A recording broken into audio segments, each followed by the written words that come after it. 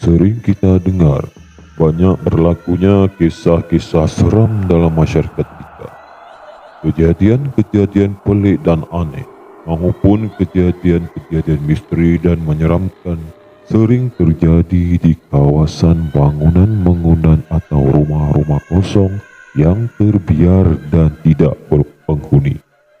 Namun bukan sesuatu yang mustahil jika bangunan-bangunan serta rumah-rumah yang berpenghuni juga bisa terjadinya kisah-kisah seram dan misteri. Kisah-kisah seram ini mula berlaku apabila hadirnya entiti atau makhluk halus masuk dan menghuni ke dalam kawasan kediaman kita tanpa disedari. Tahukah anda, makhluk-makhluk ini hadir masuk dan menghuni ke tempat kediaman kita. Salah satunya adalah atas sebab kelalaian kita sendiri. Ada yang makhluk ini kita bawa sendiri dan ada juga atas kelakuan kita yang boleh menjemput mereka masuk tanpa kita ketahui keberadaannya. Membawa masuk seperti tangkal, wafat, senjata-senjata lama atau barang dipuja juga salah satu faktor hadirnya makhluk-makhluk ini tinggal dan menghuni di rumah. Sisa-sisa tulang pada dapur dan sinki yang dibiar tidak dibuang sebelum malam menjelma juga antara penyebab mengapa terjadinya perkara-perkara aneh dan menyeramkan berlaku. Kisah seram yang berlaku di rumah Encik Zainal bukan nama sebenar, adalah juga berpunca dari gangguan-gangguan makhluk halus yang telah masuk dan menghuni di rumah beliau tanpa beliau sadari. Kisah seram ini mula berlaku apabila ada sesusuk tubuh makhluk halus telah mengikori beliau hingga ke rumah setelah pulang dari rumah anak saudaranya atas sesuatu urusan pada tengah malam itu. Seingatnya pada tengah malam itu, ketika hendak pulang ke rumah dari rumah anak saudaranya, dia telah melalui satu kawasan perkuburan yang berada di belah kiri jalan. Katanya, apabila beliau sampai di kawasan tanah perkuburan itu, entah kenapa tiba-tiba hatinya rasa tidak sedap. Bulu romanya tiba-tiba meremang, apalagi apabila beliau terpandang ke atas salah satu pohon yang berada di kawasan perkuburan itu. Pohon itu sangatlah besar dan tinggi. Beliau dapat merasakan ada sesuatu yang sedang memerhatikan beliau dari atas pohon itu. Dalam ketakutan, beliau terus mempercepatkan motornya segera meninggalkan kawasan perkuburan itu. Sesampainya ke rumah, katanya, dia merasa pelik. Mengapa rasa meremang yang dialaminya masih dirasai walaupun sudah sampai ke rumah? Beliau seperti dapat merasakan ada sesuatu yang mengikut beliau hingga sampai ke rumah. Matanya menyelinau, memandang sekeliling kawasan. Takut-takut memang ada sesuatu yang tidak diingini ikut masuk ke rumahnya. Setelah memberi salam dengan melangkah kaki kanan, beliau pun masuk ke dalam rumah. Alhamdulillah, malam itu tiada apa-apa perkara pelik berlaku, dapat tidur dengan nyenyak sehingga esok pagi. Namun, selang beberapa hari kemudian, pada satu pagi itu, ketika beliau sedang bersarapan, istrinya telah berjumpa beliau dan menceritakan apa yang telah berlaku ketika beliau sedang menyiapkan sarapan pagi untuk kami sekeluarga. Katanya, pada pagi itu, sekitar pukul 5:30 pagi, seperti biasa, dia bangun dan segera ke dapur untuk menyiapkan sarapan untuk pagi itu. Katanya, Sedang beliau memasak, tiba-tiba beliau terdengar satu suara seperti seorang perempuan mengikik kecil di dalam bilik stor kami yang berada bersebelahan tempat isteri memasak. Isteri tersentak seketika apabila mendengar suara itu dan terus memerhati ke arah bilik stor tersebut. Namun, tiada apa-apa yang berlaku.